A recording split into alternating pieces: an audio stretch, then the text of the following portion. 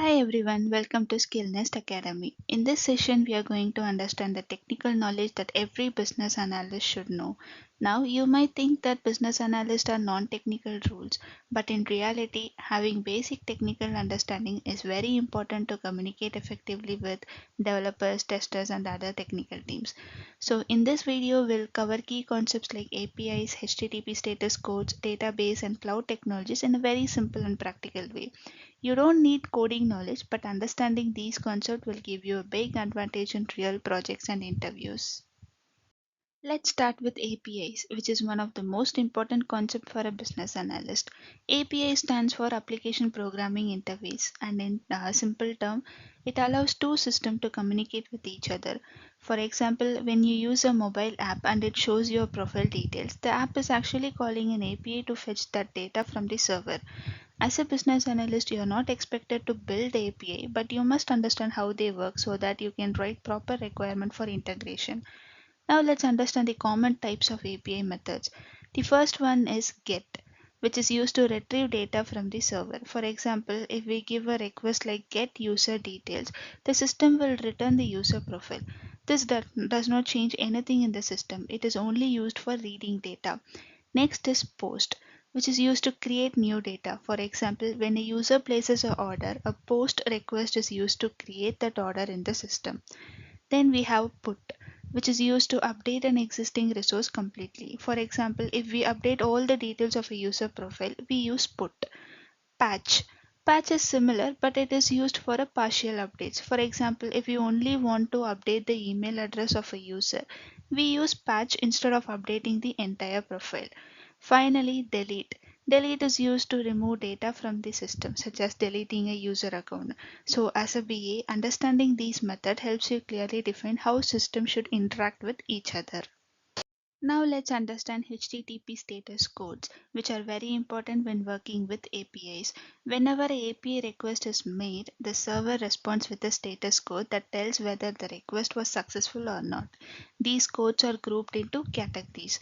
The first category is 2XX, which indicates success. For example, status 200 means the request was successful, 201 means something was created successfully, and 204 means the request was successful but there is no content to return. Next is 3xs, which indicates redirection. This means the requested resource has been moved or changed location. For example, 301 means the resource has permanently moved. Then we have 4xs, which indicates client errors. This means something is wrong with the request sent by the user. For example, 400 means bad request, 401 means unauthorized, 403 means forbidden, and 404 means the source is not found. Finally, we have 5xx, which indicates server errors. This means something went wrong on the server side. For example, 500 means internal server error, and 503 means the service is unavailable.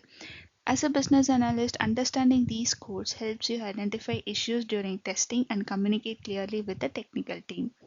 Now let's move on to databases, which are used to store and manage data in applications. There are two types of database that a business analyst should be aware of: SQL and NoSQL. SQL database are relational database, which means data is stored in tables with rows and columns.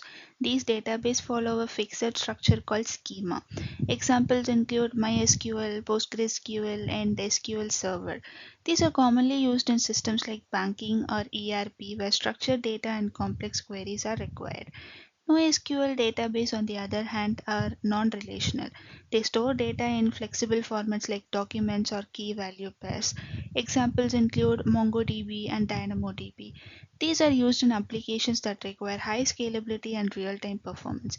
Now, as a BA, you don't need to write complex queries, but you should understand basic SQL. For example, if you want to check active user, you might use a query like select users where status is active. You should also understand concepts like joining tables, counting records, and grouping data. This helps during testing, especially in UAT, where you validate whether the system is storing and retrieving data correctly. Now let's understand cloud technologies which are widely used in modern applications. These are different types of cloud service models. First is IaaS or infrastructure as a service. In this model, companies provide basic infrastructure like servers and storage. The organization has full control, but they also need to manage everything. Examples include AWS EC2 and Microsoft Azure. As a BA, you need to understand infrastructure requirements. Next is PaaS or platform as a service. Here, the cloud provider manages infrastructure and developers can focus on building application. It supports faster development but offer less control. Examples include Google App Engine. So, as a BA, you define application requirements and integration. Then we have SaaS or software as a service. This is the most commonly used model. Here, software is provided as a service over the internet. Examples include Salesforce and Office 365. So your role is to map business requirements to available features in these tools.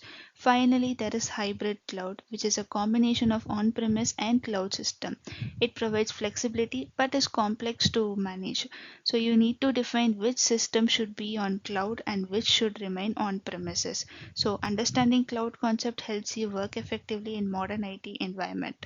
So in this session, we covered the key technical concepts every business analyst should know, including APIs, HTTP status codes, databases, and cloud technologies.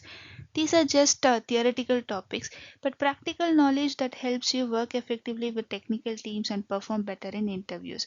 If you found this video helpful, make sure to subscribe to SkillNest Academy and let me know in the comments what topic you want next. See you in the next video.